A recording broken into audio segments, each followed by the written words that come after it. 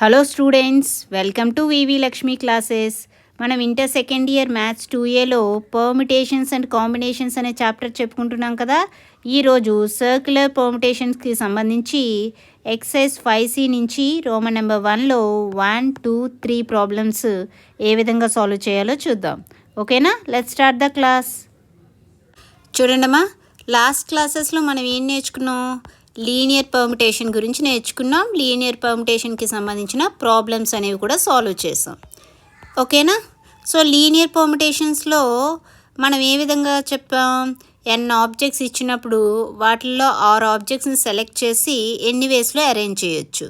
So repetition ఎలా ఉన్నప్పుడు ఎన్ని వేస్లో అరేంజ్ చేయొచ్చు? రిపిటేషన్ ఎలా ఉన్నప్పుడు n⁴ వేస్లో అరేంజ్ చేయొచ్చు. వితౌట్ రిపిటేషన్ ఎన్ని వేస్లో అరేంజ్ చేయొచ్చు? npr వేస్లో అరేంజ్ చేయొచ్చు అని తెలుసుకున్నాం. అంతేనా?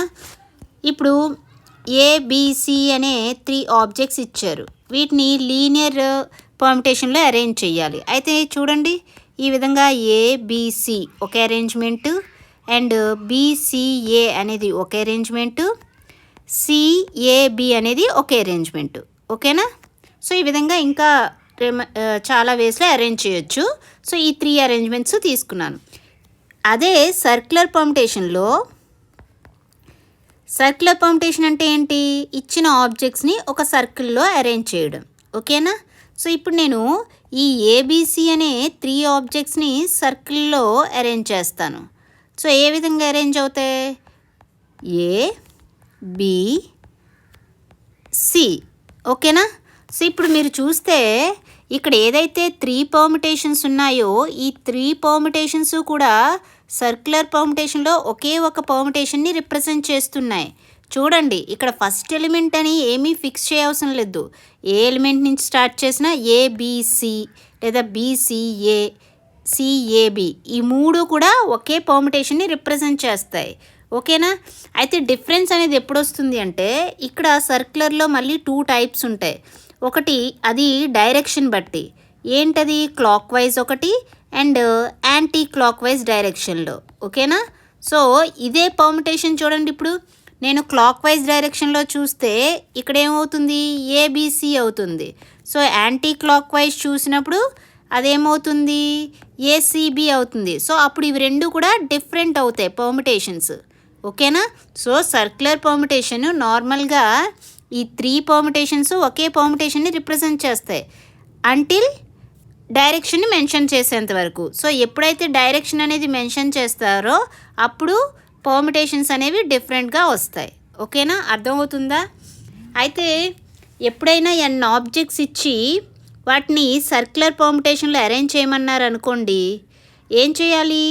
ఫస్ట్ ఒక ఆబ్జెక్ట్ని ఇక్కడ ఫిక్స్ చేస్తాం, ఇంకా రిమైనింగ్ ఆబ్జెక్ట్స్ని ఫిక్స్ చేయాలి. సో రిమైనింగ్ ఇంకెన్ని ఉంటాయి? n-1 ఉంటాయి. సో n-1ని ఎన్ని వేస్లో ఫిల్ చేయొచ్చు? n-1 ఫ్యాక్టోరియల్లో ఫిల్ చేయొచ్చు.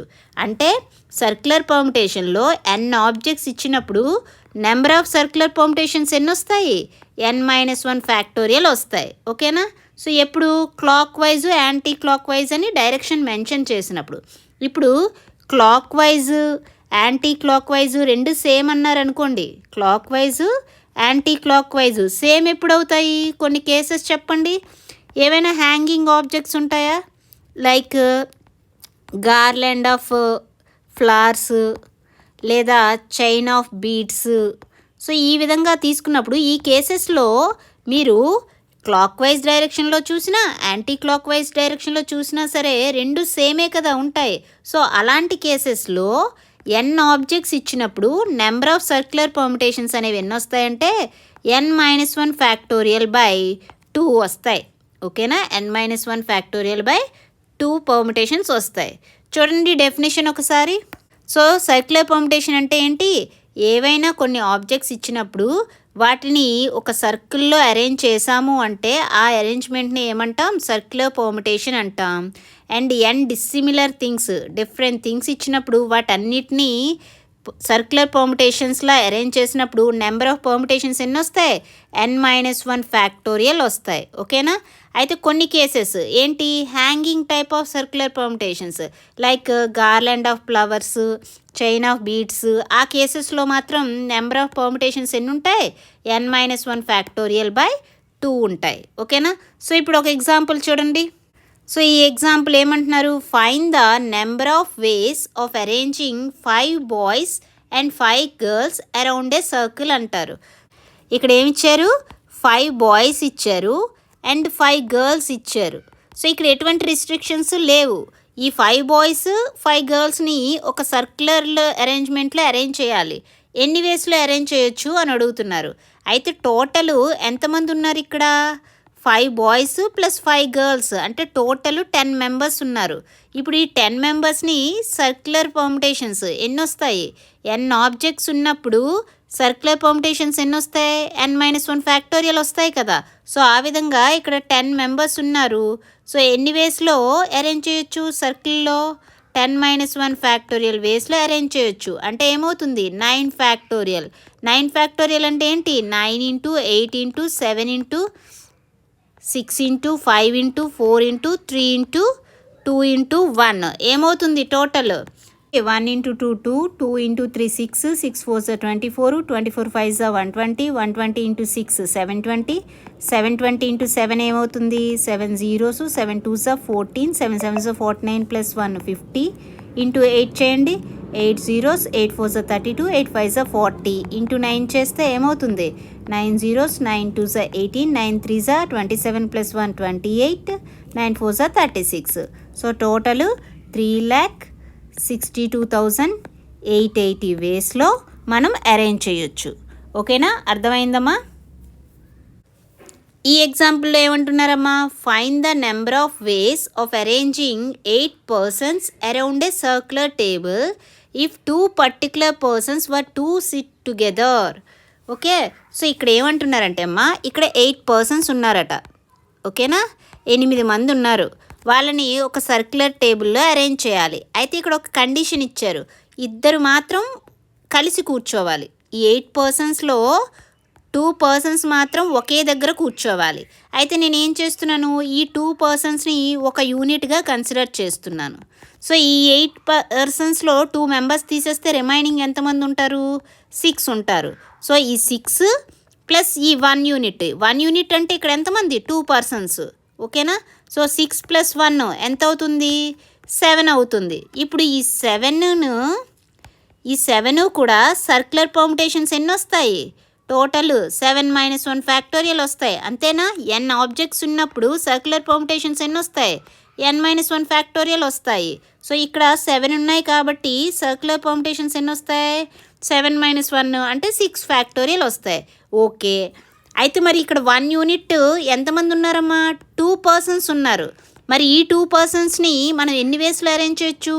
2 ఫ్యాక్టోరియల్ వేస్లో అరేంజ్ చేయొచ్చు. సో టోటల్ ఏమవుతుందమ్మా? టోటల్ 6 ఫ్యాక్టోరియల్ ఇంటూ 2 ఫ్యాక్టోరియల్ వేస్లో అరేంజ్ చేయొచ్చు. అర్థమైందమ్మా? మనకి ఇచ్చింది టోటల్ 8 పర్సన్స్ ఇచ్చారు. ఇందులోని ఇద్దరు మాత్రం కలిసే కూర్చోవాలి. సో ఏం చేశాను, ఆ ఇద్దరిని ఒక యూనిట్గా కన్సిడర్ చేశాను. సో 8 మెంబర్స్లో 2 పర్సన్స్ని తీస్తే రిమైనింగ్ ఎంతమంది ఉంటారు? 6 ఉంటారు. ఈ 6 మెంబర్స్ ప్లస్ ఈ 1 యూనిట్ టోటల్ 7 అవుతాయి. ఈ 7 సర్క్యులర్ పర్ముటేషన్స్ ఎన్ని వస్తాయి? 7-1 అంటే 6 ఫ్యాక్టోరియల్ వస్తాయి. అండ్ ఇక్కడ 1 యూనిట్లో ఎంతమంది ఉన్నారు? 2 పర్సన్స్ కదా. మరి ఆ 2 పర్సన్స్ని ఎన్ని వేస్లో అరేంజ్ చేయొచ్చు? 2 ఫ్యాక్టోరియల్ వేస్లో అరేంజ్ చేయొచ్చు. సో టోటల్ ఏమైంది? 6 ఫ్యాక్టోరియల్ ఇంటూ 2 ఫ్యాక్టోరియల్ అయింది. ఓకేనా, అర్థమైందా? నెక్స్ట్ ఎక్సర్సైజ్ ప్రాబ్లమ్స్ చేద్దాం. ఫస్ట్ ప్రాబ్లం చూడండమ్మా, ఏమంటున్నారు? Find the number of ways of arranging 7 persons around a circle అంటున్నారు. సో ఇక్కడ నెంబర్ ఆఫ్ పర్సన్స్ ఎంతమంది ఇచ్చారు? నెంబర్ ఆఫ్ పర్సన్స్ 7 ఇచ్చారు. సో నెంబర్ ఆఫ్ పర్ముటేషన్స్ ఎన్ని అవుతాయి? Number of circular permutations. So ఇప్పుడే డెఫినిషన్ చెప్పుకున్నాము. ఏంటి? n ఆబ్జెక్ట్స్ ఇచ్చినప్పుడు వాటిని సర్కిల్లో అరేంజ్ చేస్తే నెంబర్ ఆఫ్ పర్ముటేషన్స్ ఎన్ని వస్తాయి, n-1 ఫ్యాక్టోరియల్స్ వస్తాయని చెప్పుకున్నామా. సో ఆ విధంగా ఇక్కడ 7 పర్సన్స్ ఇచ్చారు. ఈ 7 పర్సన్స్ని సర్కిల్లో అరేంజ్ చేస్తే నెంబర్ ఆఫ్ పర్ముటేషన్స్ ఎన్ని వస్తాయి, 7-1 ఫ్యాక్టోరియల్ అంటే 6 ఫ్యాక్టోరియల్ వస్తాయి. 6 ఫ్యాక్టోరియల్ అంటే ఏంటి, 6 into 5 into 4 into 3 into 2 into 1 ఏమవుతుంది value, 1 into 2 2, 2 into 3 6, 6 into 4 24, 24 into 5 120, 120 into 6 720 అవుతాయి. ఓకేనా. సో 7 పర్సన్స్ని ఎన్ని వేస్లో అరేంజ్ చేయొచ్చు, సర్కిల్లో 720 వేస్లో అరేంజ్ చేయొచ్చు. ఓకేనా, అర్థమైందా. నెక్స్ట్ ప్రాబ్లం చూడండి. సెకండ్ ప్రాబ్లం చూడండి అమ్మా. ఏమంటున్నారు, find the number of ways of arranging the chief minister and 10 cabinet ministers at a circular table so that chief minister always sits in a particular seat. So ఇక్కడ ఏమంటున్నారమ్మా, ఒక chief minister and 10 cabinet ministers ఉన్నారు. So total number of persons ఎంతమంది ఉన్నారు ఇక్కడ, total number of persons 11 ఉన్నారు. ఓకేనా, total number of persons ఎంతమంది ఉన్నారు, 11 ఉన్నారు. అయితే ఇక్కడ ఏమంటున్నారు, చీఫ్ మినిస్టర్ ఎవరైతే ఉన్నారో వారు ఒక పర్టిక్యులర్ సీట్లో కూర్చుంటున్నారు అన్నారు. అంటే ఇతని యొక్క సీట్ అనేది ఫిక్స్డ్ అనమాట. ఓకే, అంటే ఓన్లీ వన్ వేలో the chief minister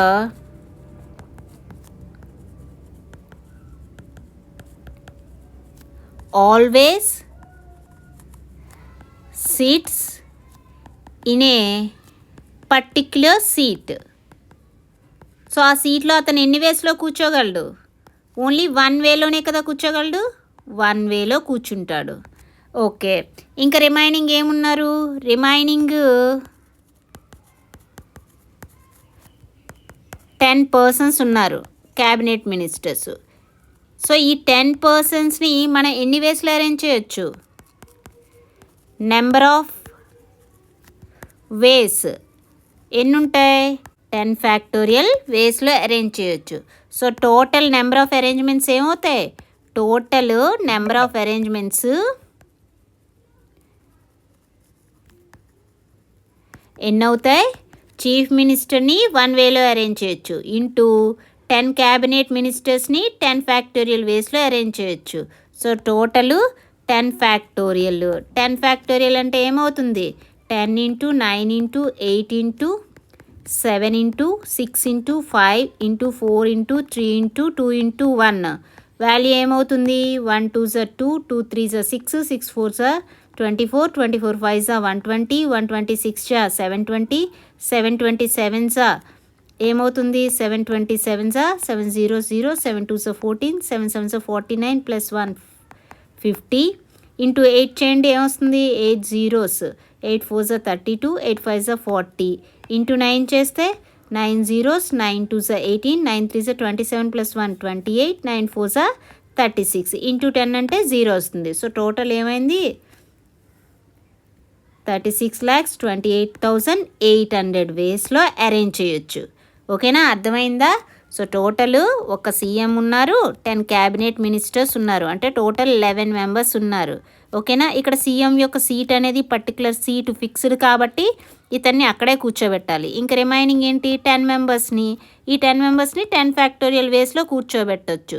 so total number of arrangements ఎన్ని అయ్యాయి, 10 ఫ్యాక్టోరియల్ అయ్యాయి. ఓకేనా, అర్థమైందా. నెక్స్ట్ ప్రాబ్లం చూడండి. థర్డ్ ప్రాబ్లం చూడండి, ఏమంటున్నారు, find the number of ways of preparing a chain with 6 different coloured beads. Okay, so ఇక్కడ ఏమంటున్నారంటే అమ్మా, ప్రిపేరింగ్ ఏ చైన్ అంటున్నారు. సో నేను చెప్పాను హ్యాంగింగ్ టైప్ అరేంజ్మెంట్స్ అంటే లైక్ చైన్ కానీ లేదా గార్లెండ్ ఆఫ్ ఫ్లవర్స్ కానీ ఇచ్చినప్పుడు n ఆబ్జెక్ట్స్ ఇస్తే నెంబర్ ఆఫ్ సర్క్యులర్ పర్ముటేషన్స్ ఎన్ని అవుతాయి, n-1 ఫ్యాక్టోరియల్ బై 2 అవుతాయని చెప్పాను కదా. ఎందుకు, ఇక్కడ మీరు అది యాంటీ క్లాక్ వైజ్ చూసినా లేదా క్లాక్ వైజ్ డైరెక్షన్లో చూసినా రెండు కూడా సేమ్ ఉంటాయి. ఓకేనా, అర్థమవుతుందా. సో హ్యాంగింగ్ టైప్ క్వశ్చన్స్లో నెంబర్ ఆఫ్ సర్క్యులర్ పర్ముటేషన్స్ ఏమవుతాయి, n-1 ఫ్యాక్టోరియల్ బై 2 అవుతాయి. సో ఇక్కడ మనకి ఎన్ని బీడ్స్ ఇచ్చారు, 6 డిఫరెంట్ కలర్డ్ బీడ్స్ ఇచ్చారు. ఈ 6 డిఫరెంట్ కలర్ బీడ్స్తో ఒక చైన్ అనేది ప్రిపేర్ చేస్తే ఎన్ని వేస్లో ప్రిపేర్ చేయొచ్చు అని అడుగుతున్నారు. సో చైన్ అన్నారు కాబట్టి మీరు అది ఏ డైరెక్షన్లో చూసినా, అంటే యాంటీ క్లాక్ వైజ్ డైరెక్షన్లో చూసినా, క్లాక్ వైజ్ డైరెక్షన్లో చూసినా సేమ్ ఉంటాయి. So therefore the number of ways of preparing a chain with 6 different colored beads ఏమవుతుంది 6 different colored beads is equal to ఏమవుతాయి n ఇచ్చినప్పుడు n-1 ఫ్యాక్టోరియల్ బై 2 కదా, అంటే ఇక్కడ ఏమవుతుంది 6-1 ఫ్యాక్టోరియల్ బై 2 అవుతుంది. సో ఫార్ములా ఏం యూజ్ చేసామమ్మా n-1 ఫ్యాక్టోరియల్ బై 2 అనే ఫార్ములా యూజ్ చేసాం. 6-1 ఫ్యాక్టోరియల్ అంటే 5 ఫ్యాక్టోరియల్ బై 2. సో ఏమవుతుంది 5 ఫ్యాక్టోరియల్ అంటే 5 × 4 × 3 × 2 × 1 బై 2. 2 అనేది క్యాన్సిల్ అవుతుంది. 5 4s are 20, 23s are 60, 61s are 60. So ఎన్ని వేస్లో అరేంజ్ చేయొచ్చు 60 వేస్లో అరేంజ్ చేయొచ్చు. ఓకేనా, అర్థమైందమ్మా? సో ఈ క్లాస్లో మనం ఏం నేర్చుకున్నామండి, ఎక్సర్సైజ్ 5Cలో రోమన్ నెంబర్ 1లో 1, 2, 3 ప్రాబ్లమ్స్ ఏ విధంగా సాల్వ్ చేయాలో నేర్చుకున్నాం కదా. రిమైనింగ్ ప్రాబ్లమ్స్ నెక్స్ట్ క్లాస్లో నేర్చుకుందాం. ఓకే, ఈ క్లాస్ మీకు నచ్చినట్లయితే like, share, subscribe. Thank you for watching. Keep learning.